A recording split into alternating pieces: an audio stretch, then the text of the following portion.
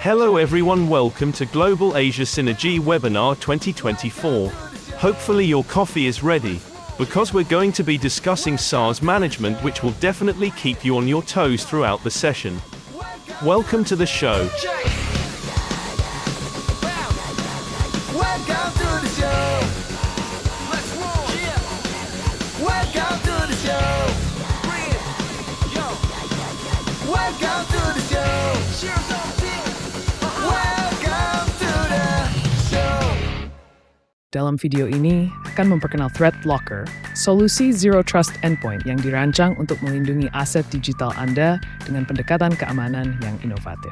Kami akan menjelaskan bagaimana Threat Locker menerapkan verifikasi akses ketat, memastikan bahwa hanya pengguna dan perangkat yang terotorisasi yang dapat mengakses data sensitif. Dengan fitur kontrol berlapis dan pemantauan real-time, Anda akan mendapatkan visibilitas penuh terhadap aktivitas endpoint, membantu Anda mengidentifikasi dan mengatasi ancaman sebelum menjadi masalah. Hubungi kami untuk bagaimana penerapan prinsip Zero Trust dapat memberikan perlindungan yang lebih kuat bagi bisnis Anda.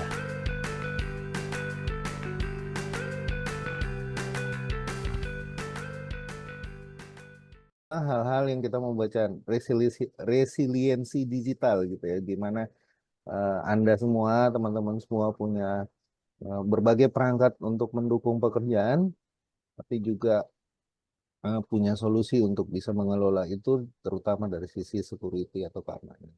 Itu kira kali pembukaannya. Siap, Oke? thank you Kang Indra. Sip. Oke, kita sekarang lagi bacain rules dulu ya, Kang. Untuk teman-teman, mungkin kita bacain rules dulu. Jadi yang pertama rules-nya yaitu aktif selama acara, lalu username-nya diganti menggunakan nama dan nama perusahaannya dilampirkan, lalu sudah melakukan registrasi. Nah, ketika sudah melakukan registrasi, bagi teman-teman yang ingin share link-nya ke teman-teman lainnya, harap menginfokan temannya untuk registrasi terlebih dahulu ya. Iya, Lalu soalnya yang nanti kalau masuk, ya, soalnya Mbak Ma kalau masuk nih, dipakai share link langsung Zoom-nya, nanti pas masuk, terus dia menang hadiah, kita nggak ada datanya gitu, mau kirim kemana, alamatnya iya kemana, nomornya betul. mana, kita nggak tahu gitu. Iya betul. Soalnya ada Jadi hadiahnya nih dipastikan, teman-teman nih. iya, Harus jadi regis ya dipastikan Mbak Ma. jadi dipastikan untuk registrasi terlebih dahulu. Lalu yang keempat, mengisi form feedback di akhir acara, nanti linknya akan saya taruh di message. Lalu yang kelima ada pendistribusian top up akan bertahap karena adanya limitasi dari OVO. Lalu yang terakhir, kita berhak membatalkan pemberian top up apabila poin-poin di atas tidak terpenuhi. Nah, untuk teman-teman mungkin yang minggu lalu OVO-nya belum masuk, nanti bisa menghubungi kami, nanti kami kirimkan.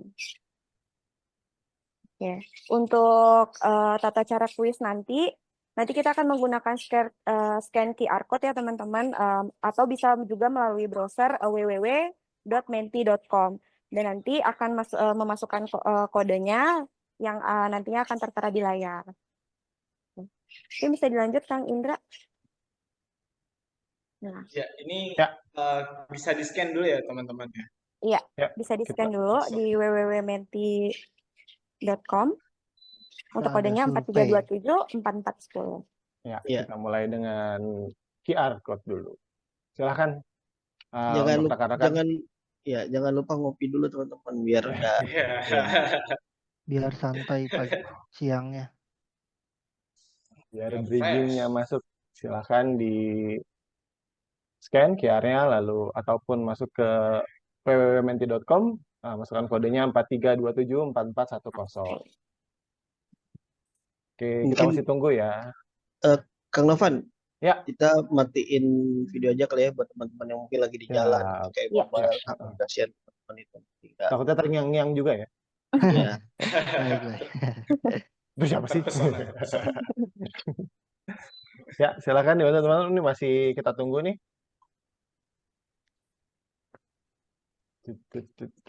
Oh, hari ini teman-teman gimana? Rekan-rekan yang di Jakarta khususnya ada Pada yang WFH enggak? ya ada yang WFH atau memang kebijakannya masih tetap masuk di kantor Atau mobile mungkin? Jakarta sekitarnya. Jakarta, Daerah ini sih, Jakarta daerah kedatangan tamu ya. daerah Istimewa. GBK sama SCBD.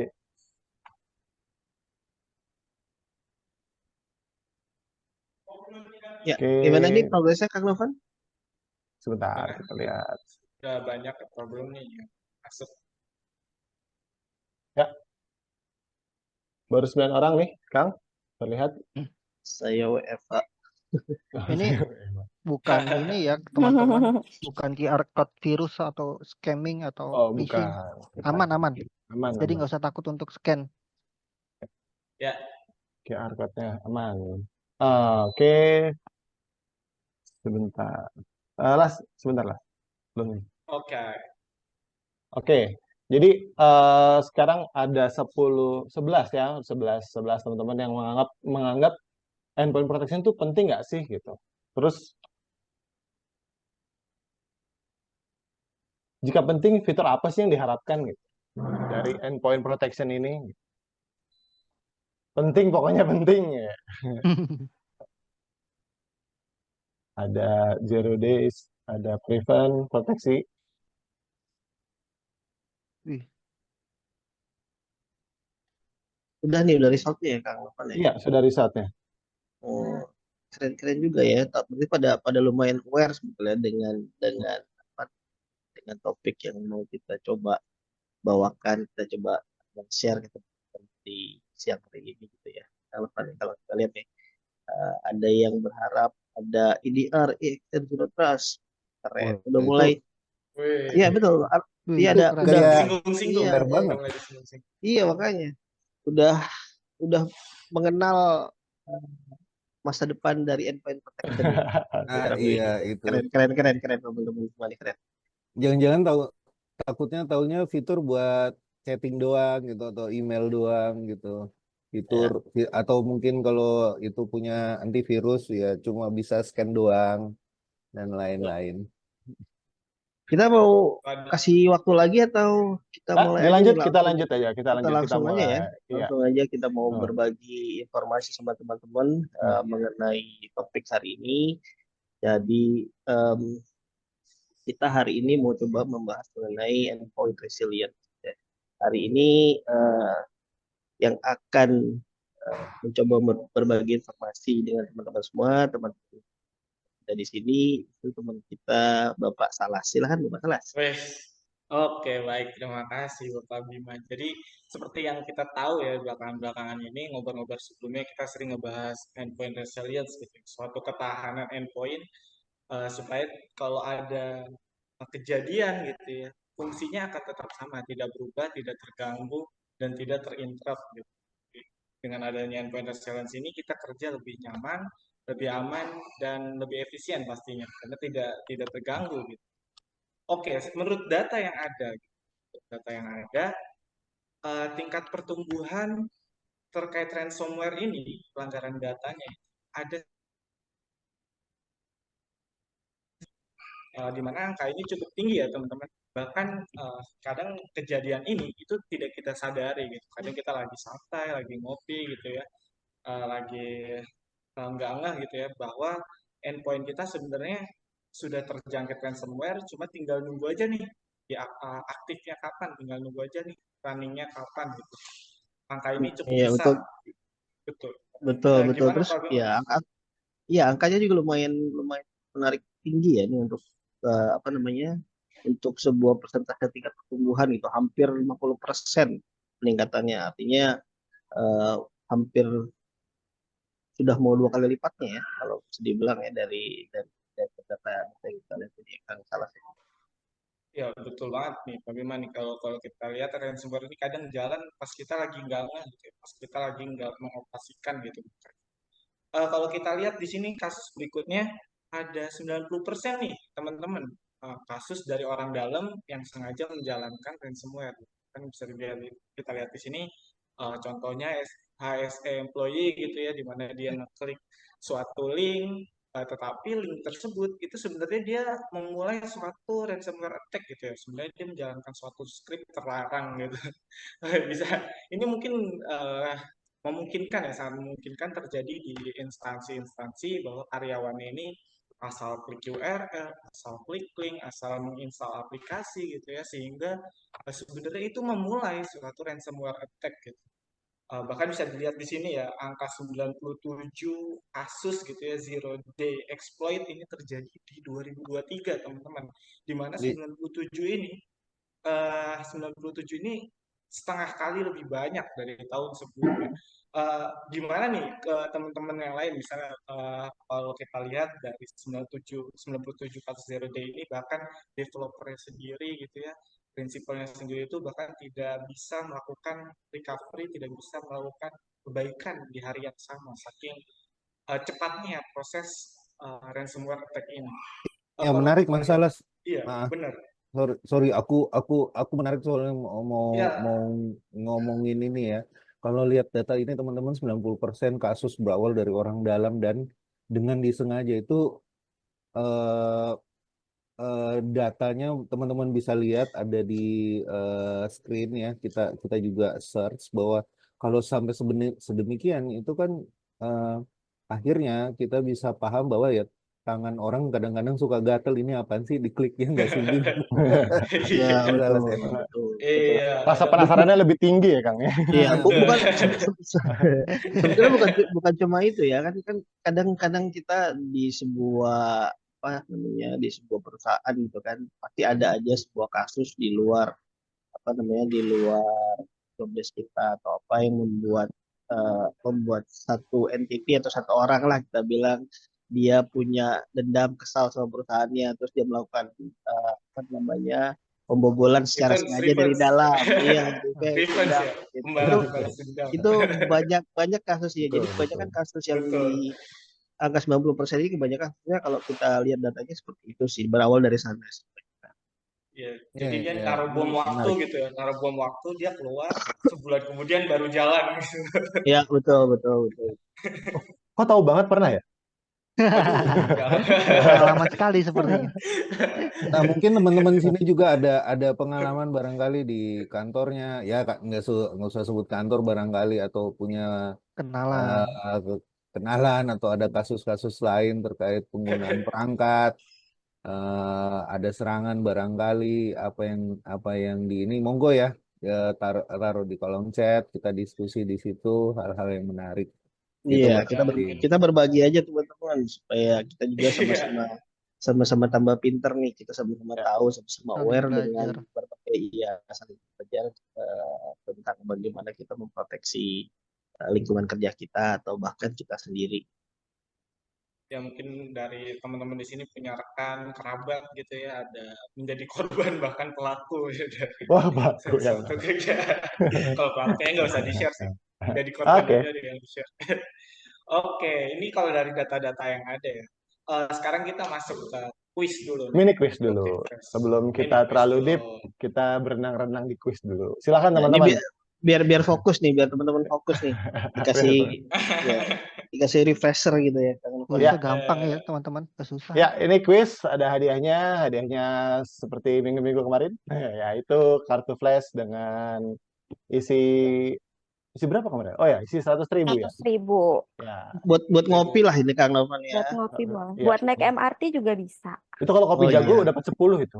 Enggak, Iya 9. benar dong. Iya, 10, benar 10. 10. 10. 10. 10. Iya. Oh, iklan lewat tuh tadi satu tuh. Oh iya. Boleh yang menaruh Iya. iklan. Ya, boleh. Kita tambahin ya Pepsodent apa lagi ya, Pak? Listerin.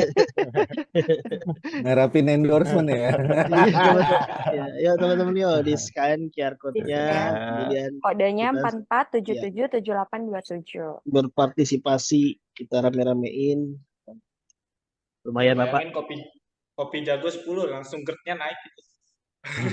Kira-kira pemenangnya sama kayak minggu lalu nggak nih, Mas? Aduh. Waduh. Wah, ada Ada, ini ya. kita juara- lihat, kita juara lihat. bertahan Ada ya, juara ada bertahan. Iya, nggak? Ada nggak juara bertahan? ada dong, ada Pak dong. Yong ada, Pak Budi Ini ada. harus cepat ya Waduh. teman-teman ya, jawabnya harus cepat dan Jangan benar. mau kalah lagi ya teman-teman.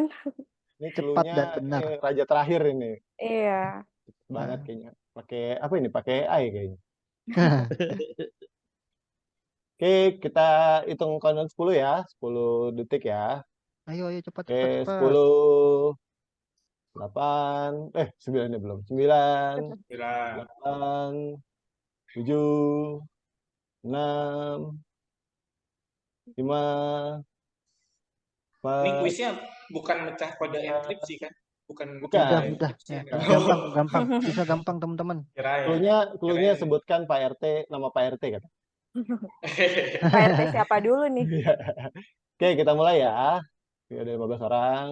Oke, 1, 2, 3. Yuk, cepet-cepetan yuk. Ayo cepet-cepetan yuk. Ayo jiwa ambisnya Harus dikeluarin benar juga yuk. ya. Oh, Endpoint protection itu apa sih? Apa tuh endpoint protection? ayo cepat. Melindungi jaringan komputer, perangkat lunak yang melindungi perangkat keras dari ancaman cyber, mengamankan data di cloud. Ayo teman-teman, 5, apa nih 4, endpoint protection? 3, 2, 1. Iya. Tetot. Wih, keren-keren. Wih, apa? Banyak yang benar. Jeng jeng jeng jeng jeng. Pemenangnya adalah Ayo siapa nih? Yang Wih, paling Wah, Wah, ada juara Pak baru. Novianto. Payung nggak ikut Payung? Ini Payung mana? Iya, Pak? Payung kemana? Payung nih. Payung kemana Payung? Itu lagi di jalan ya. Ya, Payung selamat, boleh loh. Pak Kita nggak Novianto. kita nggak ngelarang Payung ikutan Payung. Ya, Ya, Payung Pak boleh Payung. masih boleh ikut kok Payung, Payung. Pak Budi. Ya. Payung Pemenangnya boleh menang lagi Pak. loh, Pak. Ya, pemenangnya Pak Pak Novianto ya. Ya Pak, nanti Wih. dihubungin Menang sama juga. rekan-rekan. Selamat Pak Novianto. Selamat Pak Selamat Pak Novianto. Novianto. Setelah sekian lama ya, Nanti ada juara dihubungin ya baru. Pak. Pasti udah nungguin ya Pak. Menang ya Pak. Oke Las, lanjut. Oke, kita lanjut lagi. Oke. Nah, dari tadi kita ngomongin serangan cyber, kita ngomongin endpoint gitu ya, serangan-serangan yang ada, kasus-kasus yang ada, angka-angka tadi. Nah, kira-kira nih, serangan cyber yang ada selama ini tuh datangnya dari mana aja sih, teman-teman? Kita ngobrol bareng nih. Nah, kalau kita bagi menjadi tiga ya, itu serangan atau attack surface, kita bagi nih menjadi tiga, yaitu digital, physical, dan people. Kalau kita lihat dari sisi digital ya, tipe digital ini dalam bentuk kasusnya ada yang mengakses port kita gitu ya, ada yang masuk ke IP kita melalui port tertentu gitu atau melalui aplikasi, bisa juga masuk melalui situs web gitu ya, attack surface-nya. Kemudian kalau kita lihat dari physical gitu ya, physical mungkin ada yang pasang malware di perangkat kita ya, ada yang nyolok USB, nyolok hard drive gitu ya. Kalau zaman dulu mungkin ada yang jumpain DVD gitu ya, DVD si virus gitu. Kalau kasus-kasus sekarang gitu mungkin dari teman-teman engineer gini yang kerjanya satu ruangan sama rekan-rekan yang lain gitu, tidak eksklusif, lagi kerja, kemudian ingin ke kamar mandi, ingin ke toilet, laptopnya lupa dikunci, laptopnya lupa dimatiin dulu, sedangkan kita mau tinggal cukup lama gitu ya. Tidak hanya sebentar, tiba-tiba teman kita ada yang jahil gitu, ada yang nakal, masukin malware, nancepin USB, nancepin hard drive gitu, Itu sehingga kita nggak ngeh sebenarnya ada itu temen ada banget intrusi itu. fisikal di dalam. Nggak, kayaknya gimana gitu tuh Temennya jahat ya ajar temennya. banget sih. Pengalaman pribadi tuh ya. Nah, Iya. temennya isengnya jahat.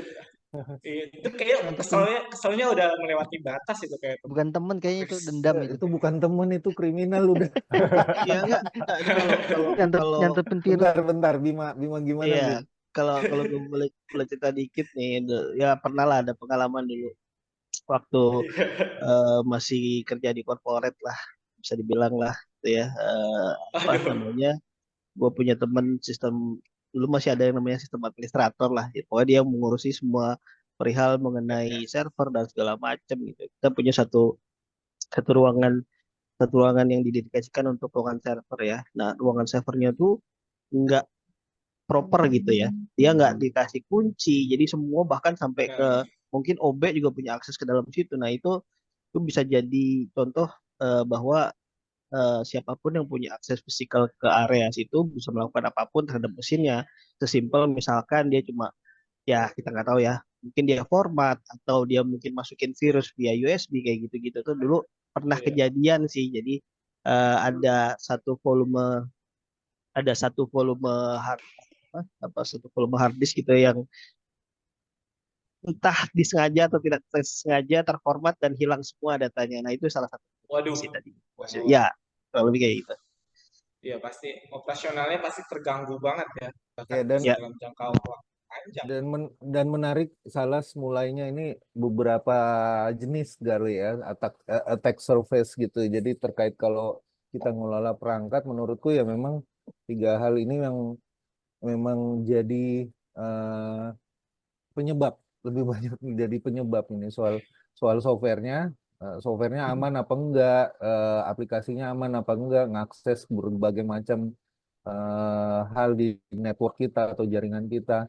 Yang kedua ya soal physical, soal hardware ya tentu saja ya ngakses dan expose data rahasia di perangkat. Dan ini nih yang nomor 3 memang, makanya tadi Salas bilang temen ya, teman makin temen tuh. Iya, benar. Yang Soal paling Kang susah Indra, diatur soal ini orang. sebenarnya nomor 3. Yang Kang paling Indra susah ada diatur sebenarnya pengalaman nomor apa gitu 3. Kang Indra? Ya, kalau pengalaman sih soal people lebih kepada yang menggunakan perangkat ya, karena kalau dulu-dulu zaman kalian kan zaman kalian, kalau saya zaman saya gitu kan. Maksud Mau Jauh sekali dibilang tua ya. gitu mau Iya. bilang tua gitu ya. enggak. Sebelum meteor jatuh ya. Pastinya. Ini Nah, maksudku gini, dinosaurus masih ada gitu. enggak juga sih, berlebihan Oh, tuh. enggak. Oh. Nah, maksudku gini soal people, soal orang-orang yang gunain perangkat. Kebanyakan dari teman kita di kantor dan segala macam itu mungkin literasi mereka menggunakan perangkat IT itu tidak mungkin sebanyak dari teman-teman yang memang berkecimpung di dunia IT, sehingga tech itu memang banyak dari itu. Makanya kita sering ketemuin ada beberapa korporasi atau company yang punya security awareness day gitu kan ya. Kalau teman-teman perhatiin mereka pakai wallpaper untuk ngingetin untuk selalu matikan layar atau log out ketika perangkat tidak digunakan dan lain-lain gitu. Nah, ini hal-hal yang biasa memang jadi pintu gitu kalau tidak orangnya sendiri aware dan Ya, ya. tidak tidak apa tidak menggunakan hal-hal yang berbahaya yang bisa dipakai orang gitu. Iya, Nah, betul. menarik ini kalau teman-teman yang lain juga bisa share. Aku Iya. dari tadi nge-scroll ini nih partisipan kita kayaknya adem-anyem aja. Iya nih teman-teman mungkin punya pengalaman, boleh sharing-sharing lah di kolom Iya. chat. Benar-benar Iya, ada Bahkan benar. kalau tadi Kang Indra udah bilang ya, di apa di lingkungan kerja tuh biasanya sering ada awareness gitu ya, ada berbagai macam lah Iya. upaya-upaya dari Training pihak, contohnya, Kang. ya dari pihak perusahaan untuk mengedukasi. eh, Tetap aja kita masih secara statistik ya, kalau kita ngomong statistik ya, secara statistik masih cukup tinggi gitu ya. Tingkat apa namanya, tingkat keberhasilan attacker untuk masuk melalui manusianya. Karena memang menurut saya, disclaimer dulu, ini menurut saya, Hmm. manusia itu merupakan link terlemah dalam pertahanan cyber gitu ya. Jadi Setuju, mau setuju. mau edukasi seperti apa, manusia itu kalau bahasa bahasa gaulnya kan tidak luput dari celah dan dosa ya. Salah. Jadi Punya Asik, kehendak asik, asik, sendiri. asik. Punya itu kehendak dia, sendiri ya, Kang. Ya. itu dia punya kehendak sendiri. Kadang-kadang udah bilang A masih dilakuin, nggak boleh bilang A, dilakuin A, nggak boleh B, dilakuin B, ya, kayak Kepo, gitu kepo. kurang lebih ya. Ya, ya, monggo silakan Kang Salas. ya Ya, sambil lanjut Oke. di Kang Salasnya. Nah, ini seneng nih ada Mas Budi udah komen. Nanti kita jawab ya Mas Budi. Masih ditunggu teman-teman yang lain dari teman-teman Mas Radit dari Ciputra, terus aku lihat banyak nama-nama yang udah sering ikut, Mas Anggra dari Gramedia, Mas Eko, Mas Yuli, siapa lagi nih? Banyak lagi ya. teman-teman silakan berbagi di kolom chat, nanti kita sama-sama discuss yang teman-teman tulis ya.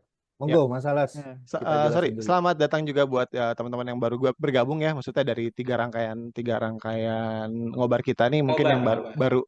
baru sekarang join gitu. Jadi kita di sini adalah langsung join aja, maksudnya jamin aja jika jadi kalau mau ngobrol bisa Berdiskusi buka ya Kang Novan. tinggal buka audio aja ataupun chat aja gitu. Jadi kita nggak ada sesi lagi untuk Q&A nantinya sih di belakang gitu. Jadi kita anggap aja kita ngobrol di sini, kita diskusi, ngobrol sama-sama, nggak ada gap. Jadi enjoy it aja ya. Oke. Ya, betul. Ya kalau kita lihat dari attack surface, exposure-nya gitu kita bagi menjadi 2 ya. Ada eksternal, ada internal. Kalau kita berangkat dari eksternal gitu, ini tidak semua kita cantumkan di sini segala attack surface-nya karena terlalu banyak ya bentuk attack surface sebenarnya. Ini hanya beberapa saja, contohnya virus, serangan DDoS, SQL injection, phishing, dan yang tadi disampaikan oleh Pak Budi ya, masalah zero day exploit gitu ya. Bahkan developernya sendiri nih nggak bisa recovery lagi, nggak sempet lagi karena waktunya udah terbatas. Makanya disebutnya zero day. Pak Bima mungkin ada suatu insight gitu ya bagaimana serangan zero day ini sangat berbahaya gitu. Kan Iya, developernya sendiri. setuju. Tentunya kenapa disebut zero day sebetulnya karena serangan ini sama sekali belum diketahui oleh si yang punya sistem atau software atau Betul, aplikasi betul. atau apapun itulah, makanya dibilang zero day. Eh, Hmm, eh, yang apa namanya, vulnerability atau kelemahan seperti ini yang tadi di depan juga ada disampaikan faktanya secara statistik bahwa peningkatannya cukup cukup lumayan besar ya. Tadi kalau nggak salah hampir setengah kali lebih banyak dari tahun benar sebelumnya gitu ya. dari Jadi sebelum. itu bisa jadi perhatian teman-teman juga, bahwa kita harus tahu caranya, gimana sih caranya nanti kita mau coba mengatasi semua ini gitu. Ya, kalau kita lihat attack surface-nya yang dari sisi internal nih sekarang ya, beberapa kita cantumkan di sini. Contohnya di dalamnya tadi nih, ada orang jahat di dalamnya, ada impostor gitu ya, tadi sampai ada orang jahat, karyawan jahat, gitu. Atau ada kesalahan dari mengkonfigurasi device, atau ada kelemahan dari sisi softwarenya, kemudian ada kebocoran data. Nah, ini contoh dari dalam gitu ya, yang mengancam endpoint yang ada, endpoint kita diancam melalui dua exposure ini. Nah, kalau kita lihat tadi, kita bahas attack surface gitu. Pasti kita menganggap bahwa attack surface itu sangat banyak, sangat besar gitu. Tidak semerta-merta bisa hilang dong. Kita cuma bisa menguranginya ya, melemahkan dari attack surface itu. Nah, cara untuk menguranginya, Enggak. Mau hujan kayak ya, Ya belum sorry. tentu. pacaran lama aja belum tentu nikah ya, Halo, Kak. Ya, Halo, ya. halo marketing. Bama Halo lagi mesen ini, marketing. kayaknya malah lagi mesen batagor nih. Bener. Kayak somainya udah mau nyampe nih, somainya udah mau nyampe. Lanjut, lanjut, ya. silakan. Oke, lanjut nih cara cara mengurangi attack surface tadi gimana sih? Yang pasti dengan cara mengontrol endpoint kita. Kalau kita bagi menjadi tiga, cara mengontrolnya ada device control, web control, dan aplikasi control. Nah, kalau kita ngontrol dari sisi device-nya gitu ya, pastikan bahwa device kita ini aman dari segala bentuk tadi eksternal tadi ya, infeksi atau tidaknya, antivirusnya pastinya kita juga pasang gitu ya, kita pasti lihat segala sistemnya itu berjalan dengan baik atau tidak. Jangan sampai data rahasia kita ini diakses oleh orang yang tidak sah, yang tidak berhak untuk mengakses data kita. Nah, kalau kita lihat dari sisi web control gitu ya, bagaimana cara kita mengontrol webnya ini boleh tidak diaksesnya gitu ya. Bahkan web-web ini banyak yang mengandung fitur berbahaya ya, contohnya phishing dan lain-lain gitu. Kalau kita berkaca dari web-web yang berbahaya ini, contohnya adalah deep web gitu. Itu adalah suatu web yang sangat berbahaya. Contoh dari bentuk pengamanan web ini kayak mungkin kita teman-teman kalau buka Reddit gitu ya, pakai jaringan Telkomsel suka ada internet sehat gitu, itu adalah bentuk dari web control, mengamankan suatu web yang berbahaya. Contoh dari web berbahaya adalah Reddit gitu ya, dia bisa nge-share berbagai macam jenis file di dalam. Nah, kalau kita lihat dari cara mengontrol aplikasinya nih, yang ketiga nih, pastikan bahwa aplikasi yang kita gunakan yang selama ini, yang kita gunakan dan yang akan datang pastinya, aplikasinya ini pastikan sudah terauthorize gitu, sudah terverifikasi baik dan aman secara penggunaan dan keamanan. Soalnya nih, kalau teman-teman aplikasinya asal-asal install gitu ya, asal-asal pakai gitu, barangkali di dalam ini sebenarnya nyimpen file DLL kah, nyimpen file executable kah, yang sebenarnya itu menjalankan suatu script berbahaya nih, sehingga aplikasi ini bisa mengakses database kita, bisa mengakses file-file dalam storage kita dan file manager kita gitu ya. Jangan sampai bentuk dari pencurian data ini terjadi. Kira-kira dari Kang Indra nih, kalau endpoint control kita penting banget, cara yang paling mudahnya gimana ya kalau dari kita Ya, mengontrol kalau endpoint? boleh Bima dulu, saya Bima tambahin, dulu. iya saya tambahin, Oh ya ya ya dikit lah gitu ya, dari ya ya ya. perspektif saya ngelihat bahasan kita tadi saya sempat juga bilang bahwa ada menurut saya pribadi, disclaimer lagi, titik terlemah dari pertahanan cyber itu menurut saya tetap ada di manusianya. Karena selama ini mungkin teman-teman juga tahu bagaimana kalau di lingkungan kerja atau di sebuah perusahaan atau di sebuah badan usaha atau apapun lah itu, biasanya teman-teman IT itu banyak berfokus bagaimana caranya kita mencegah serangan dari luar. Banyak tuh fokusnya, lebih banyak fokus itu kita pasang firewall, kita pasang apa namanya antivirus. WAF dan lain-lain yang mencegah serangan-serangan dari eksternal. Tapi jarang atau kurangnya kurang awareness banyak. bahwa iya kurang awareness bahwa em, pertahanan dari sisi endpoint itu juga penting karena eh, endpoint itu merupakan apa namanya entity terdekat dengan manusianya yang saya bilang tadi juga merupakan salah satu titik terlemah dari pertahanan gitu ya. Jadi karena kedekatan itu gimana nih cara kita jagain supaya manusia Iya. ini kalaupun berbuat kesalahan eh, masih tetap bisa kita kontrol, kita bisa mitigasi lah, kita bisa kurangi apa namanya kerusakan yang ditimbulkan dari kecerobohan manusia tadi gitu. Nah, contohnya salah satunya adalah mengontrol endpointnya tadi yang udah jelas sama Kang Salas, kurang lebih seperti itu. Ya, ya. Jari-jari nakal ya kalau kata Kang Indra, Yes, jari-jari nakal ya. betul, betul. Suka megang Tadi endpoint. ada pertanyaan dari Pak Yong ya kalau nggak salah ya. Ya, ya, ya. Mana Itu tadi ya? menarik, Bin. Mungkin nanti kita Ya. jawab yang lain. Hmm. Pak Yung termasuk orang yang udah ngikutin trifecta kita nih, 3 solusi, Bin, teman-teman semua. Ya, Jadi oke. pertanyaan beliau dari ketiga solusi yang udah dibawain sebelumnya ya, manakah yang first thing first? Nah, ini menarik nih, yang paling diperlukan perusahaan. Ayo Ya, coba kita bahas ya. Tapi sebelumnya ya. aku mau ngomong ya, kadang-kadang itu tergantung dari kesiapan sistem sih, menurut aku Pak Yong. Jadi saya rasa sih hal yang paling mudah adalah eh, ini kembali ya, masih dalam satu kerangka berpikir yang tepat. Kalau kita bilang semuanya ketiga solusi itu penting untuk punya semua, tapi ya itu paling paling tidak adalah dari endpointnya sendiri kita sudah punya kontrol atau punya pembatasan yang besar di sisi kita. Jadi menurutku mungkin yang paling first thing first itu adalah menyiapkan endpointnya itu tidak mudah diserang dalam tanda kutip. Karena tadi kita sudah bahas bahwa attack surface itu hanya bisa direducing karena tiap saat bahkan tiap detik ada banyak tipe-tipe serangan lagi yang muncul. Hal yang kita bisa lakukan adalah mengurangi gitu ya Ya, sistem betul. kita dari Betul. serangan karena semua orang IT pasti tahu lah tidak ada sistem yang sempurna di IT.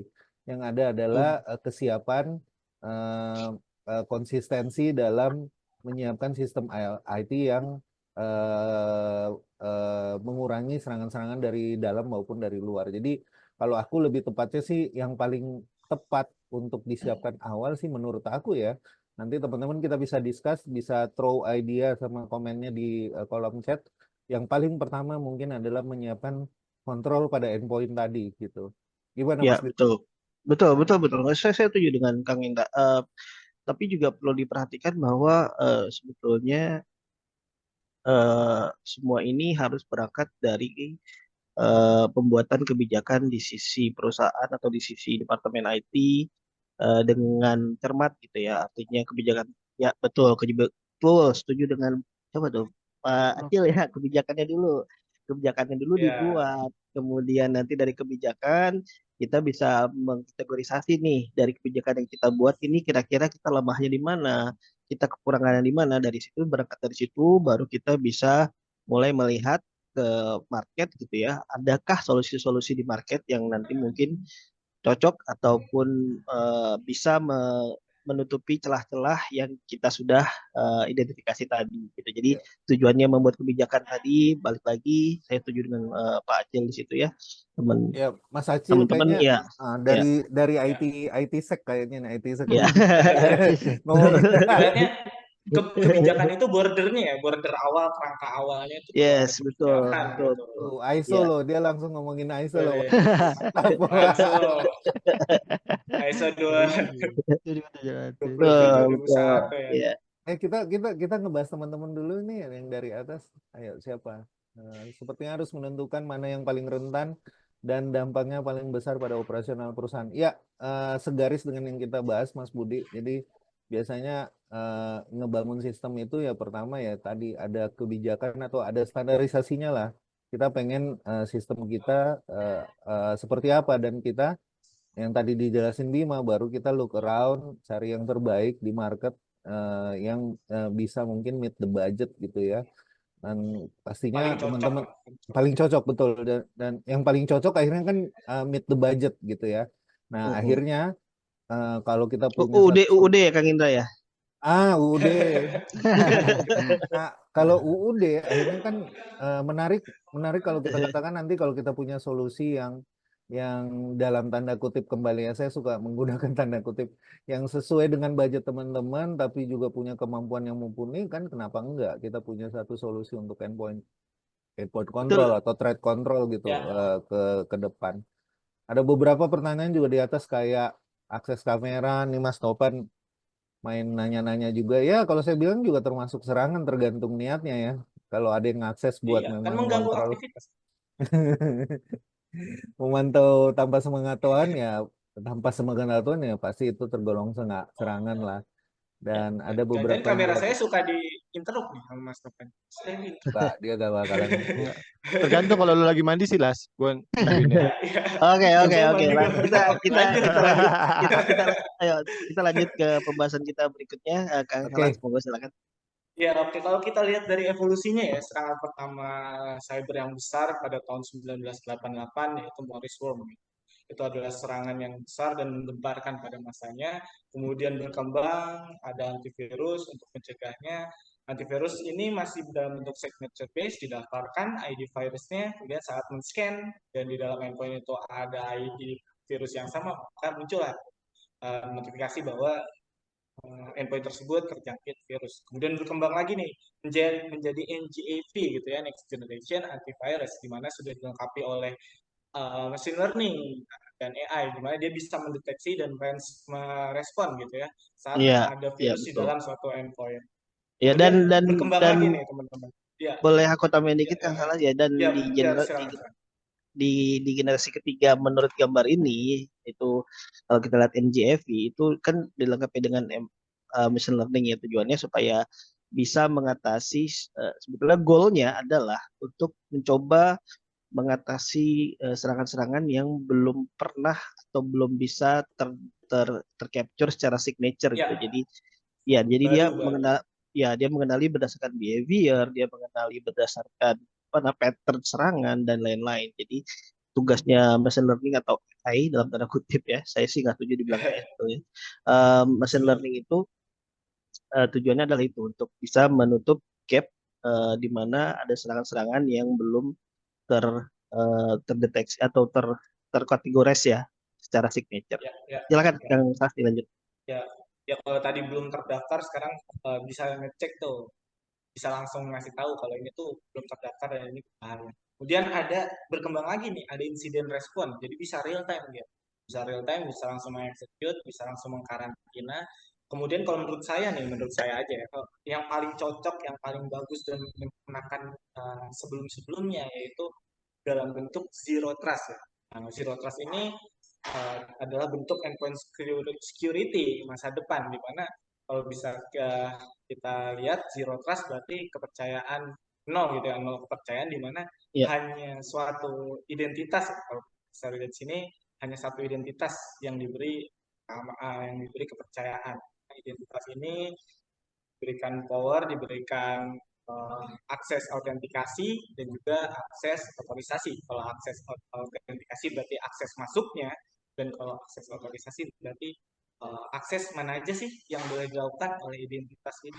Di mana identitas ini juga pastinya dilengkapi dengan verifikasi yang berkelanjutan karena setiap dia melakukan suatu action gitu ya harus verifikasi dulu sehingga autentikasinya terjaga masuknya itu diperbolehkan kemudian otorisasinya mana aja nih yang boleh digunakan oleh identitas ini. Nah, istimewanya seberapa jauh boleh A kah, nggak boleh B kah gitu, tapi boleh C kah gitu. Jadi hak istimewanya terjaga nih di dalam model keamanan zero trust. Dan kalau kita lihat juga berarti ini bentuknya lebih proaktif ya Kang Bima ya daripada Iya, bentuk betul, betul, sebelumnya. betul, betul. Jadi mungkin mungkin kalau kalau bisa dibilang zero trust ini bukan bukan bukan benda baru ya. Ini udah sebuah konsep yang udah cukup lama lah beredar gitu ya di lingkungan IT atau di profesi di antara profesional-profesional IT di luar sana di pendekatan zero trust ini bahkan sudah mulai menjadi satu standar untuk melakukan peningkatan security. Bukan hanya dari sisi endpoint, bahkan dari sisi networking. Mungkin teman-teman juga udah mulai sering nemuin. Terus juga dari sisi application penerapannya, teman-teman di di development itu biasanya udah mulai menerapkan uh, apa pendekatan-pendekatan yang ke prinsip zero trust ini dengan misalkan loginnya dibutuhkan untuk setiap akses ke masing-masing modul yang mau diakses. Jadi nggak ada single login yang dapat mengakses berbagai macam fitur ataupun modul di aplikasinya. Itu juga bisa jadi apa namanya gambaran buat teman-teman bahwa prinsip zero trust ini apa namanya sudah mulai di uh, diadopsi gitu ya, Adopsi, betul, Ya, betul. ya, ya. diadopsi di berbagai lini usaha atau upaya-upaya pengamanan di sisi IT gitu ya, kurang lebih. Iya, iya, ini Tidak ada yang next bisa gen dipercaya solution. ya kecuali sistem. Tidak ada yang bisa dipercaya kecuali sistem itu sendiri gitu ya, zero trust. Oke, Sebetulnya iya betul. nggak sistem juga sih, Oh Alas. ya, Jadi nggak ada satupun entitas yang yang Bisa dipercaya. dipercaya gitu. Jadi benar-benar. kurang lebih seperti itu. Ya, kalau kita lihat tadi zero trust sebaik itu gitu ya, sepowerful itu menggunakan evolusi-evolusi sebelumnya gitu ya. Kenapa sih kita pilih thread locker? Mas Herdi bisa bantu. Kenapa Ya, kita harus sebelum pilih thread sebelum locker? ya sebelum kita masuk ke trade locker ini mungkin kalau tadi kita ngomongin apa namanya evolusi virus tadi ya, kalau kita lihat yang sebelumnya sebelum-sebelumnya itu ada berbagai macam upaya-upaya dari industri IT untuk mencoba menanggulangi masalah semacam virus atau serangan-serangan cyber yang lainnya.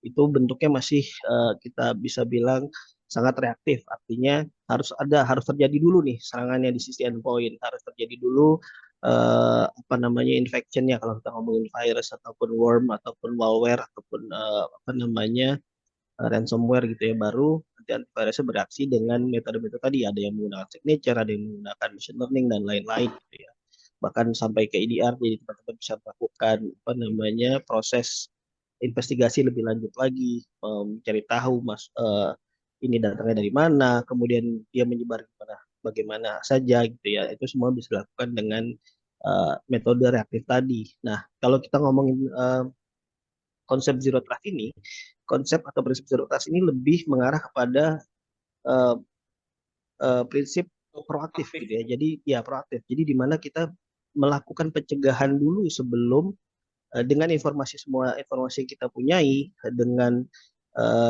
apa namanya informasi-informasi tadi kita bisa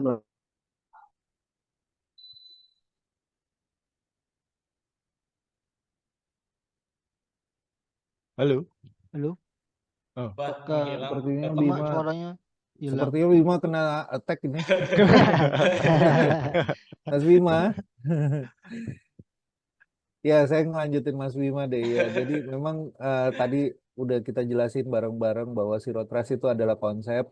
Jadi kita kalau punya konsep terhadap sistem kita dengan solusi atau konsep Zero Trust, artinya kita akan membentuk satu sistem sesuai dengan harapan atau kebijakan atau policy yang kita pengen ada di dalam sistem. Jadi di dalam solusi atau konsep Zero Trust ini adalah semua yang akan masuk ke sistem kita itu akan diuji dulu apakah dia memang layak untuk masuk aksesnya. Semua itu by request, semua apa hal yang mau diakses itu akan kita define terlebih dahulu. dan selalu mempertanyakan apakah ini memang boleh atau diberikan akses ke dalamnya. Jadi simpelnya seperti itu, teman-teman bisa cari konsep Zero Trust ini memang next generation lebih proaktif untuk dalam melakukan pencegahan gitu ya dalam menghadapi threat dan lain-lain. Saya bisa tambahkan. Boleh, silakan Ya, Pak Sim. Ya, ya. Nah, ini dia jagoan kita. Ayo Pak Sim. Sebenarnya kalau kita bicara zero trust ya, ceritanya sebenarnya gampang ya. Ini anggap kita di keluarga ya. Nah, saya punya anak perempuan, kemudian orang tua saya, mertua saya, pokoknya saudara tinggal di satu rumah lah, ya kan. Nah, pada suatu waktu anak perempuan saya mau bawa pacarnya tinggal di rumah, oke? Nah, mereka belum menikah. Nah, tapi kalian mesti berpikir bagaimana ini family member akan masuk, ya kan? Tapi belum jadi family member, ya kan ya, pacar perempuan, anak perempuan saya. So dia akan dimasukkan ke dalam rumah saya sebagai keluarga. So jadi kita udah mau bikin trust ya. Tapi bagaimana kita bentuk kepercayaan itu supaya tidak terjadi sesuatu lah secara bercanda mungkin nanti dia masuk ke kamar anak saya atau bagaimana. Dan trustingnya ini yang mesti dipercaya. Jadi zero trust itu kalian bisa masukkan apapun di dalam environment, tapi kalian juga akan membentuk suatu policy yang bisa kalian juga bentuk tidak mempercayai sesuatu di sana. Mengerti penganalisa ini? Ya, relate sih Pak. Suatu member. relate. Jadi anggapnya sebagai member dari family kita atau keluarga kita kan. Ya. Makanya trust level itu dibangun. Thank you Pak Sim. Jadi familiarnya seperti itu. Jadi bagaimana nanti kita bisa nyiptain sistem yang memang kita bisa identify member kita itu seperti apa. Apakah dia member apa enggak. Ada pertanyaan dari Pak Budi mengenai AV dengan kemampuan behavior analytic. Nah, ya itu ya kalau kita melihat dari teknologi sendiri, kadang-kadang analitik behavior dari sesuatu aplikasi mungkin akan tidak accurate ya.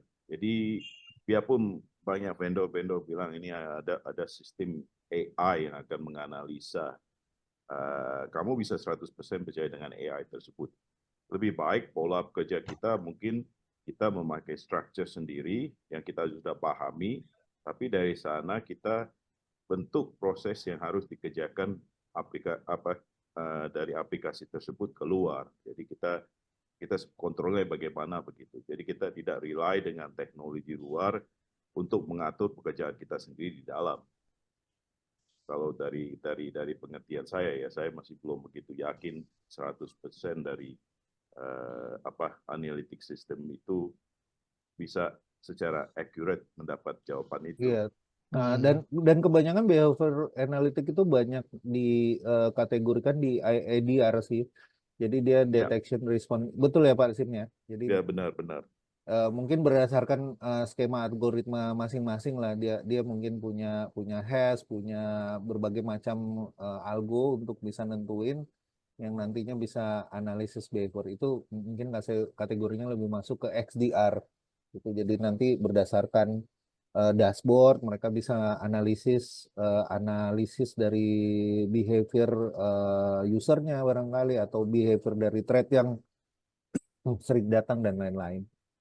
Ya ini juga sebenarnya threat locker ini bisa menjadi complementary untuk existing antivirus. Jadi sebenarnya bukan totally mengganti antivirus. Yes, karena agree. Ya antivirus itu memang ada fungsinya sendiri untuk proteksi malware dan juga ada depth behavior analysis itu. Tapi penambahan threat locker itu lebih memperkuat lagi kita di environment kita. Mungkin nanti ada contoh lah poin yang tadi dibicarakan mengenai ring fencing ya, nanti kan ngobrol soal ring fencing. Ya itu artinya hampir sama. Kalau saya tadi ceritanya misalnya saya bawa anggota baru masuk di rumah saya, nah bagaimana saya bisa membuat satu fencing ya, pagar ya, untuk memproteksi agar orang baru itu tidak masuk ke kamar anak saya. Ngerti maksudnya? Ya, ya, Yes, ya, yes. Pak. Ya, ya, Benar-benar, ya. Pak. Nah, Ya, itu Thank you, Pak coba Sim. ya, Ya, mungkin coba Mas Bang Herdi coba deh. Kalau kita Oke. lihat tadi yang Ya, dibahas tadi. ya. Kalau Thank you, Mas Alas. Nah, dari beberapa info nih sama survei yang telah diberikan Mas Alas nih.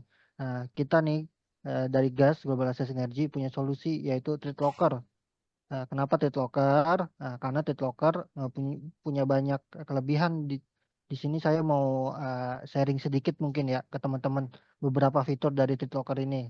Nah, oh ya, info juga nih jangan kemana-mana sebelumnya nih. Habis ini nanti ada demo juga biar mungkin teman-teman jelas bisa tahu juga kan, bisa ngeliat langsung. Terus juga ada kuis yang berhadiah juga. Jadi jangan kemana-mana ya. Terus Mas, kalau mungkin mau ada diskusi-diskusi langsung aja didiskusin di kolom chat.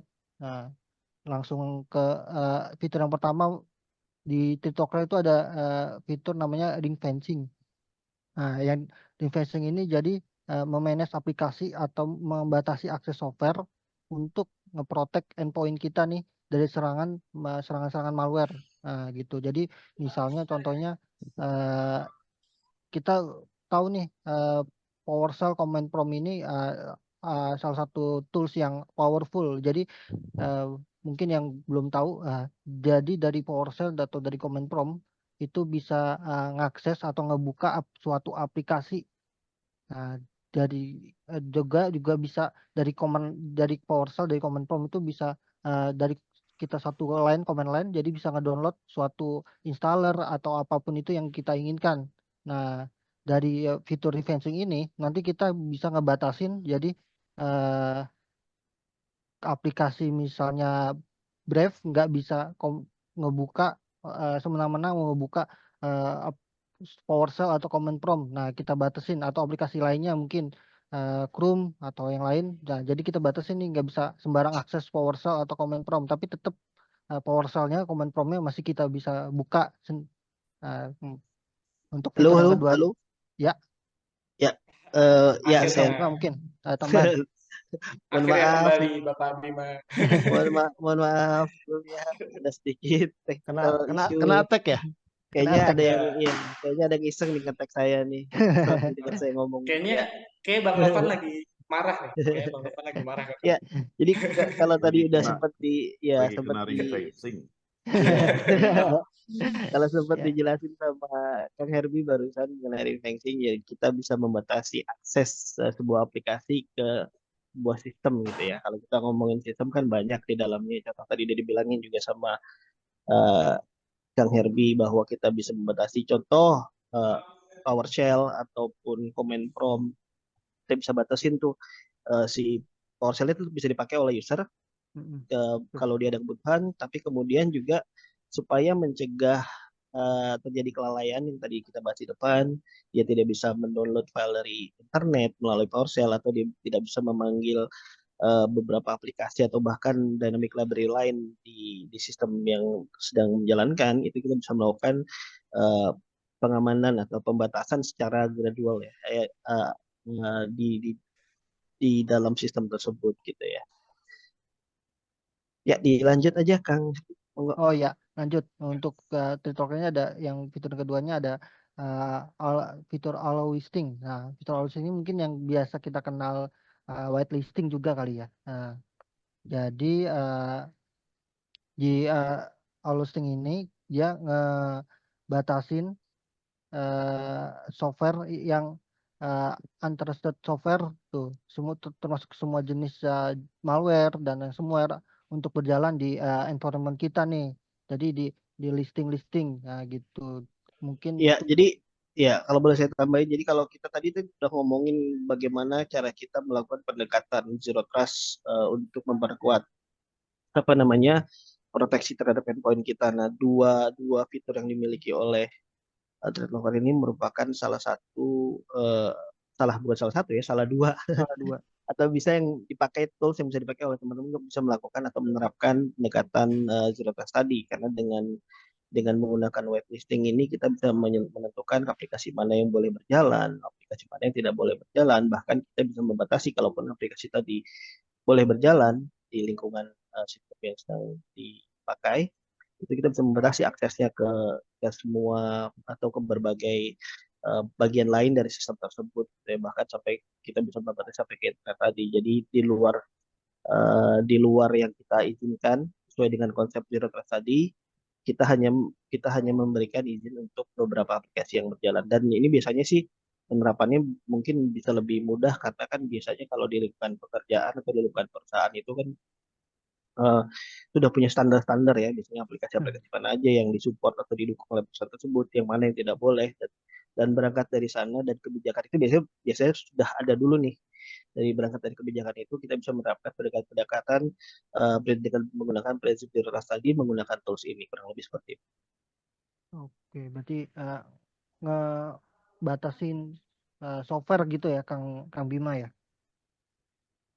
Betul-betul. Ya, yuk Oke. kita lanjut. Nah, Mungkin teman-teman fitur juga udah ketiganya waktunya kali ya. makan siang. Storage control. Nah, di sini ada fitur ketiga yaitu storage control. Jadi, fitur storage control ini mengontrol atas aliran atau akses penyimpanan data dari eksternal storage kita nih, seperti USB atau hard disk atau network sharing ya, atau file sharing. Nah, itu jadi di fitur ini dibatasin. Nah, untuk fitur yang Ya, betul. selanjutnya, Jadi kalau kalau kalau tadi kita ngomongin bagaimana di depan tadi ada dikategorikan terus ada tiga tadi, salah satunya adalah eh, apa namanya text service melalui physical access gitu ya. Nah, dengan membatasi atau kita mengontrol storage yang bisa terhubung atau bisa diakses oleh endpoint tersebut, kita secara tidak langsung sudah mengurangi attack surface tadi gitu ya. Artinya kalaupun misalkan nanti ada yang dengan sengaja ataupun tidak sengaja menggunakan USB yang mungkin sudah terinfeksi oleh malware atau ransomware dicolokin, kalau memang aksesnya tidak diberikan terhadap endpoint tersebut, maka dia tidak akan bisa melakukan apapun itu nanti lebih lanjut, kurang lebih seperti itu. nah, baik, thank you, Kang Bima.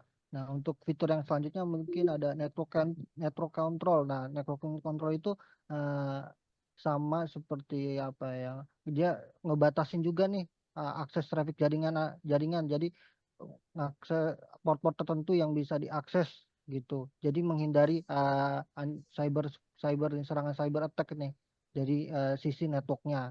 Nah, untuk yang kelima, fitur yang kelimanya ada elevation control. Nah, ini juga bagus nih ya, fitur elevation control. Jadi membatasi admin lokal komputer atau PC atau laptop maksudnya. Nah, jadi nggak sembarang orang bisa ngebuka atau aplikasi. Jadi dengan polisi yang diterapkan di fitur elevation control itu nggak, jadi misalnya uh, ada orang mau akses di komputer kita tinggal, terus tiba-tiba ada orang akses mau download virus atau apa menggunakan browser atau mungkin Iya, ada nah, iya, betul, betul. Jadi kalau kalau tadi batasin ya. kalau kita storage control kita mengatur akses terhadap storage, kemudian network control itu kita bagaimana threat locker bisa mencoba mengurangi attack surface dari sisi network. Artinya di sini kita bisa mengatur endpoint tersebut bisa mengakses network-network yang memang sudah kita setujui dulu. Balik lagi ke konsep tadi. Konsepnya pendekatannya adalah zero trust, which is menurut saya adalah sebuah konsep yang cukup bisa dibilang terkuat saat ini ya, yang konsep terkuat untuk melakukan sebuah pertahanan dari sisi endpoint gitu ya. Kemudian juga tadi sudah dijelasin sama Kang Herbie mengenai election control, bagaimana kita bisa mengurangi apa namanya penggunaan hak akses admin. Biasanya kalau di perusahaan-perusahaan kecil tuh banyak tuh semua user biasanya admin. Bagaimana nih kalau saya seorang admin benerannya bisa mengurangi akses-akses tersebut di endpoint-endpoint tersebut. Gitu ya. Jadi kita bisa melakukan pengurangan akses admin di endpoint-endpoint yang kita manage. Kita juga bisa memberikan hak admin jika memang diperlukan sesuai dengan batas waktu yang kita tentukan. Kurang lebih seperti itu. Mungkin kita langsung masuk aja ke demo. Dari tadi kita udah ngomongin developer seperti apa, kemudian juga apa namanya dari fitur-fiturnya. Mungkin lebih jelas untuk membantu teman-teman juga dapat gambaran Thread Locker itu seperti apa. Kita bisa mulai aja demonya, nanti dibantu sama Kang Edwin di sini. Kang Edwin boleh dimulai demonya, Kang Edwin? Ya. Halo semua. Ya, silakan Kang Edwin. Sebentar saya coba mau share screen.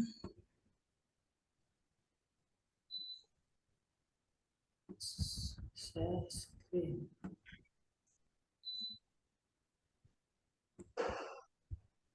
Sudah terlihat share screen saya, Sudah, konsol Kang. BitLocker. Ya. Oke. Sudah, Pak? Oke. Ya, terima kasih kawan-kawan sebelumnya sudah menjelaskan fungsi-fungsi utama dari ThreadLocker. Jadi boleh saya recap sedikit. Fungsi utamanya secara konsep adalah ring fencing dan whitelisting. Ring fencing itu membatasi hak akses dari aplikasi atau dari executable yang sudah terinstall ataupun yang sudah ada di sana, untuk dibatasi aksesnya dari akses network, storage, akses aplikasi memanggil function, aplikasi itu sendiri memanggil aplikasi lain. Dengan ThreadLocker ini kita bisa batasi akses tersebut. Fiturnya disebut ring fencing. Selanjutnya ada whitelisting. Whitelisting itu konsepnya adalah kita punya list aplikasi yang boleh berjalan di endpoint atau sistem atau Windows. Ketika ada aplikasi di luar dari list tersebut, itu tidak akan berjalan. Sebenarnya whitelisting ini tidak terbatas hanya mencegah aplikasi berjalan, tapi sebenarnya segala sesuatu yang bisa di-execute, yang sifatnya executable, itu bisa dicegah untuk berjalan di dalam sistem. Bahkan bisa dibilang malware pun yang sifatnya executable bisa di. Iya, betul. Bahkan efektif juga untuk mengatasi evolusi malware atau ransomware terakhir ya, yang fileless tuh kalau nggak salah tadi ada tuh udah yang kekinian tuh dia udah fileless tuh, itu juga bisa diatasi karena walaupun misalkan tidak ada filenya, pada saat dia mencoba mengakses dan mencoba melakukan atau mengexit dirinya sendiri, karena dia tidak ada izin, otomatis dia tidak akan bisa berjalan dan tidak bisa melakukan apa-apa. Kurang lebih seperti itu sih konsepnya. Karena secara konsep whitelisting, segala sesuatu yang di luar listing tersebut, apapun itu jenisnya, apapun itu bentuknya, tidak akan bisa terexecute. Ya, betul. Itu konsep dari Zero Trust tentunya. Apapun. Ya, ayo Kang Edwin, silakan dicontohin aja langsung. Biar teman-teman bisa lihat nih. Pengaplikasiannya gimana saya di sih sini. Apa pengaplikasiannya saya di sini coba mau aplikasikan ke dalam PowerShell.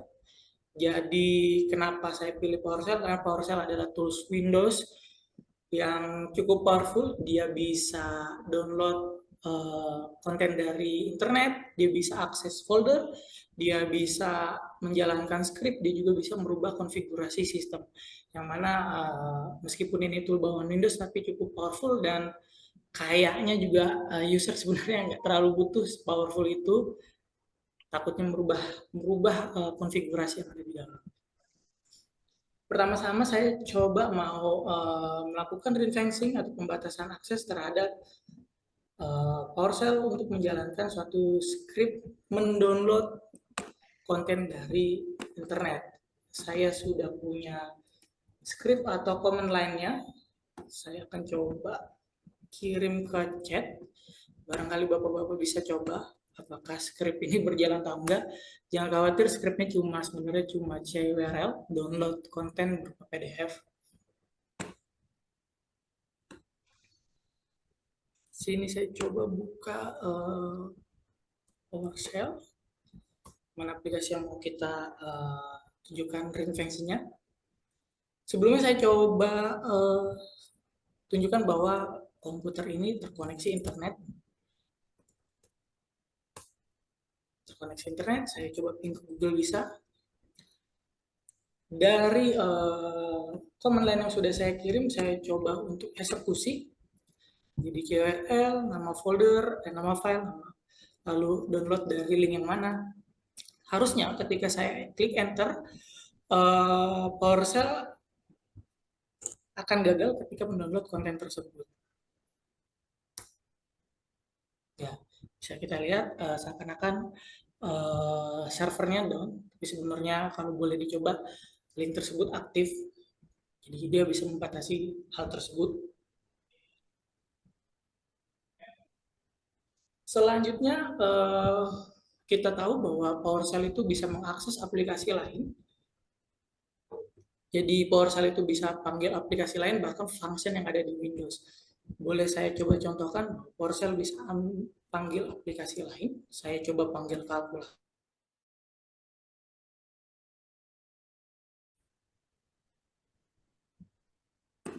Nah, yang saya coba untuk lakukan di sini adalah saya coba untuk memblok PowerShell untuk memanggil aplikasi lain, yaitu Notepad. Tadi kalkulator sudah bisa dipanggil lewat PowerShell. Coba saya cek di sini apakah Notepad terinstall. Notepad terinstall, bisa dipanggil. Sekarang saya coba panggil Notepad lewat PowerShell, yang mana rule-nya sudah ter-apply di dalam endpoint ini, harusnya sudah terblok. Mungkin Bapak-Bapak bisa coba. Nah, Notepad di blok, access denied, di mana thread locker sudah memblok, membatasi PowerShell untuk berkomunikasi dengan aplikasi lain. Tuh.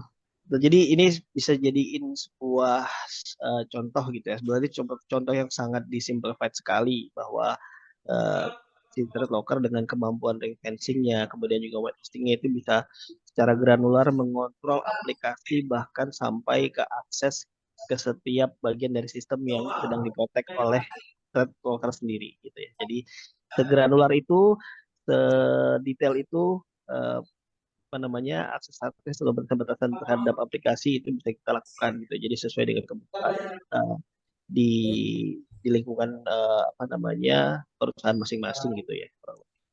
Ya, jadi nggak hanya terbatas untuk PowerShell aja gitu ya, semua aplikasi yang kiranya kita takut dia berhubungan dengan aplikasi lain, kita bisa lakukan di thread locker ini untuk membatasi aksesnya.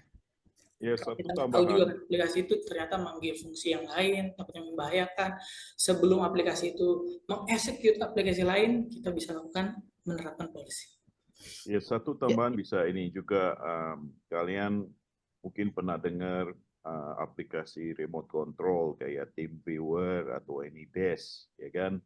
Nah, di dalam lingkungan IT biasanya kalian lihat itu allow listing ya, trusted aplikasi yang bisa masuk.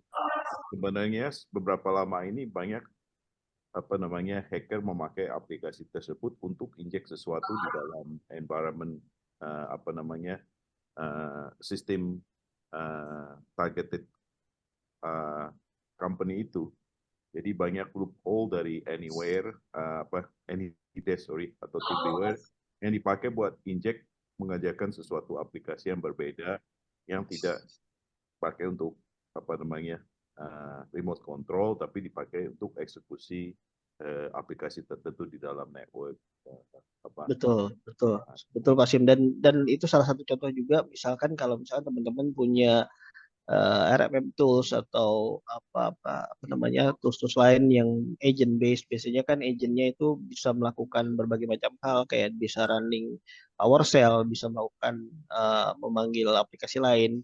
Nah, dengan ring fencing ini kita bisa melakukan pembatasan bahwa misalkan dia boleh melakukan atau bisa memanggil script tertentu, tapi dibatasi script-script yang sudah di-approve sama teman-teman IT gitu. Kurang lebih seperti itu penerapannya atau use case-nya. Oke, boleh saya lanjut ke demo selanjutnya? Ya, monggo silakan, Kang Edwin. Selanjutnya adalah whitelisting. Saya mau coba mendemokan fitur yang ada di thread locker, yaitu whitelisting. Jadi bisa kita lihat di sini di desktop saya ini ada beberapa aplikasi Edge, Brave, dan AnyDesk. Saya sudah menerapkan sebelumnya whitelisting aplikasi apa saja yang boleh ter-execute atau boleh jalan di dalam desktop ini. Salah satunya Edge dan AnyDesk, kecuali Brave. Saya boleh ambil contoh di sini. Kalau saya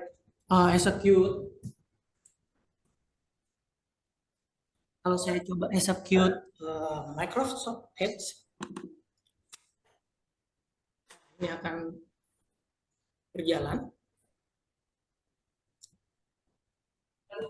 Tapi coba saya execute brief yang dimana di luar dari whitelisting, harusnya dia tidak berjalan. Nah, dia akan terblok untuk mengexecute meskipun dia sudah terinstall. Yang menarik di sini adalah di thread locker, meskipun brief ini di luar dari whitelisting yang saya bikin, kita masih ada pilihan, kita diberi pilihan untuk meminta aplikasi ini apabila benar-benar aplikasi untuk kerja atau dibutuhkan, kita bisa melakukan request, kita kirim request melalui button ini, yang mana request itu akan langsung terkirim ke dalam konsol dan akan terkirim dan diterima oleh administrator untuk meminta atau izin bahwa aplikasi ini benar-benar untuk kerja. Ketika saya send request, maka request tersebut akan terkirim ke dalam konsolnya thread locker. Saya coba pindah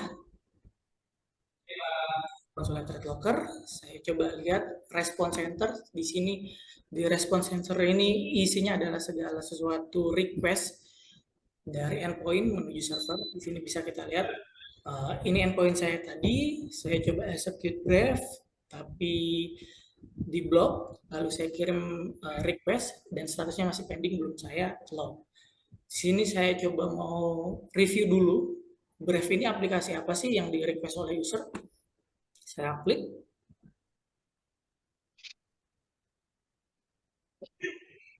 Ya, di sini kita bisa lihat secara detail juga ya Kang Edwin ya, si aplikasi ini sebetulnya dijalankan oleh siapa. Kita juga bisa lihat device-nya, sampai bahkan hash dari aplikasinya itu bisa kita lihat, kita cocokkan apakah aplikasi ini legit atau tidak, gitu ya. Jadi kita bisa lihat, bahkan itu kan ada ada virus total, kita bisa ngecek ke virus total Ya, secara kita langsung juga dari bisa dashboard ini ya.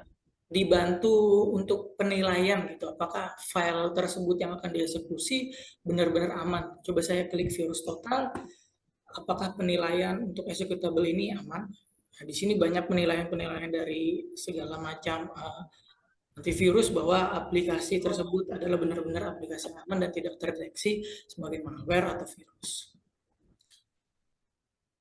Selanjutnya, apabila dirasa kita ingin memverifikasi apakah benar-benar aplikasi ini aman, di thread locker kita juga bisa melakukan testing berupa sandbox. Jadi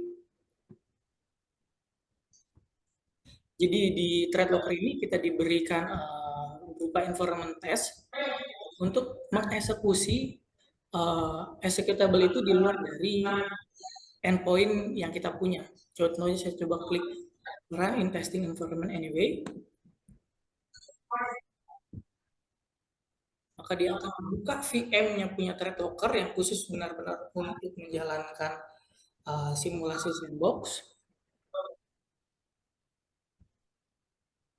Dia akan mendownload aplikasi yang tadi yang coba kita request untuk dijalankan. Kita coba jalankan di dalam environment test ini.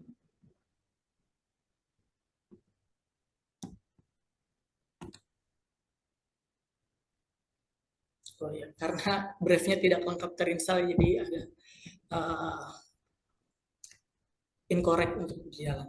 Tapi misalnya aplikasinya memang berjalan, lalu terverifikasi bahwa ini benar-benar aplikasi yang valid, kita bisa lanjut. Win? Oke, Pak. Mungkin teman-teman yang memang tertarik untuk thread locker nanti bisa diskusinya dengan kita ya, maksudnya karena durasi juga nih teman-teman kan udah waktunya break makan siang juga, jadi sorry saya percepat. Jadi misalnya memang ada yang bertanya, kita feel free aja Pak, kita nggak akan kenakan biaya.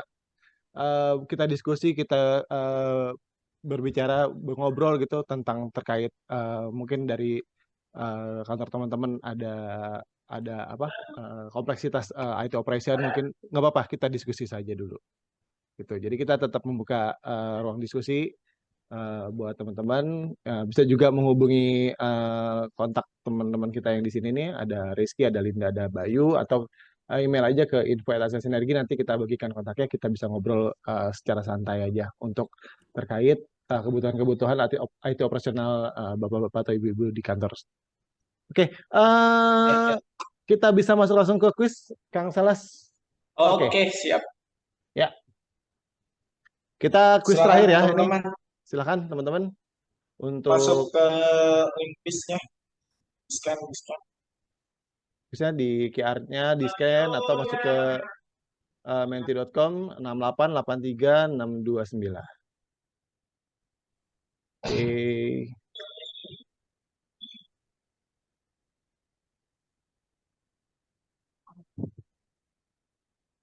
Oke, kita ya 7-9 orang yang join. Silahkan di screen QR-nya atau masuk ke menti.com. Masukkan kodenya 6883629.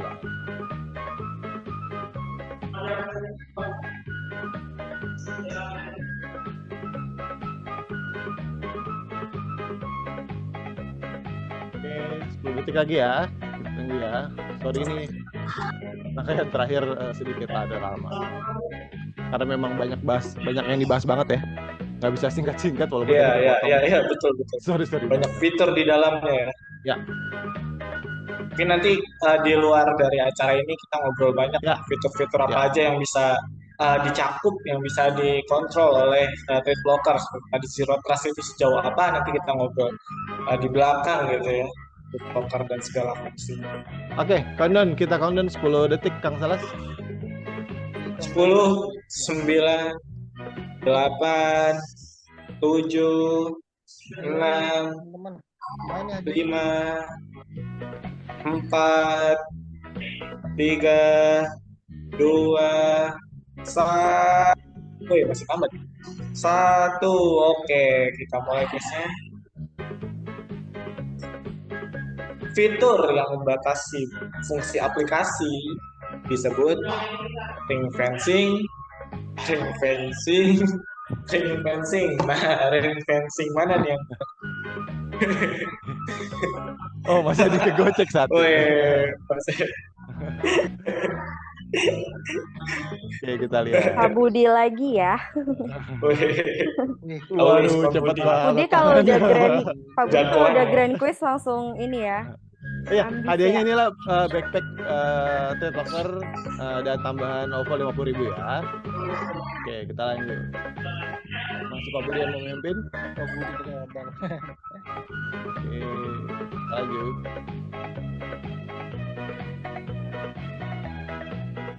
Attack surface yang menyerang dengan menggunakan USB drive, digital, sosial, atau fisikal.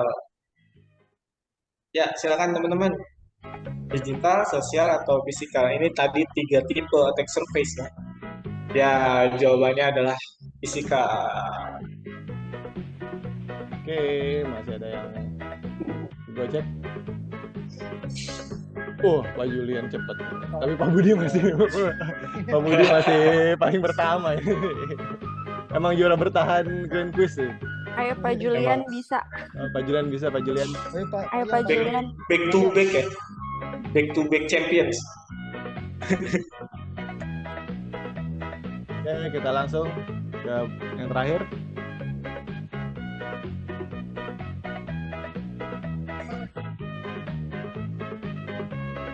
Apakah solusi hari ini? Oh, ini kayaknya kelamaan ya, 15 detik tuh ya. Harusnya sih. Loh, kok berhenti? Oh. Ya, trade blocker. Kira-kira siapa sih ini yang menang? Apa masih Pak Budi? Wah, paling pertama. Paling cepat. Raja terakhir ini kayak Pak Budi. Terakhir. Selamat Pak Budi. Dengan total poin 2.978. Ya, berarti 3 kali ya Mas menang Grand Quiz Pak Budi ini ya.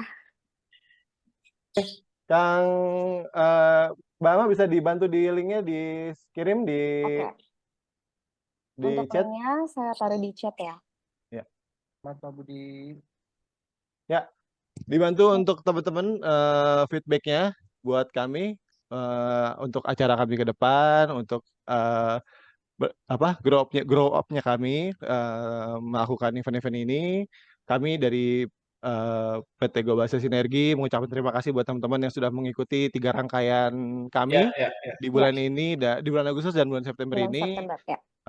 Kami PT Global Sinergi itu providing innovative and efficient IT solution. Kami membuka diri untuk teman-teman yang ingin berdiskusi atau ingin ngobrol gitu terkait IT operation atau kompleksitas dari teman-teman sendiri gitu. Kami siap membantu teman-teman. Nantikan juga acara kami ke depannya terkait tentang untuk IT service management, tentang cloud service and automation, IT asset management, dan cyber security solution. Dinantikan saja tanggal-tanggalnya, nanti kita kirim-kirim juga link pendaftarannya, di update terus Ya. dan ikuti juga sosial media kami semua di Global Sinergi. Ya, teman-teman yang Oke. lain, Kang Indra, Kang Bima, Kang Indra, Pak Ya, Widi. ya, ya. Yes, Ditunggu ditunggu di feedback form. nomor-nomor berikutnya ya. Terima kasih, Teman-teman, Gas. jangan bosan. Sampai jumpa di nobar berikutnya. Selamat Dadah. siang. Selamat You. siang. Selamat siang. Siang. Thank you. Jangan lupa diisi feedback formnya. Iya, makasih. Terima kasih. Untuk hadiahnya kami kirim di minggu depan ya, semua hadiah kuis. Kalau untuk yang OVO kita akan secepatnya, berkala. Oke, terima kasih. Selamat siang. Izin Siang live semuanya. ya. Dadah. Kita tutup. Dadah.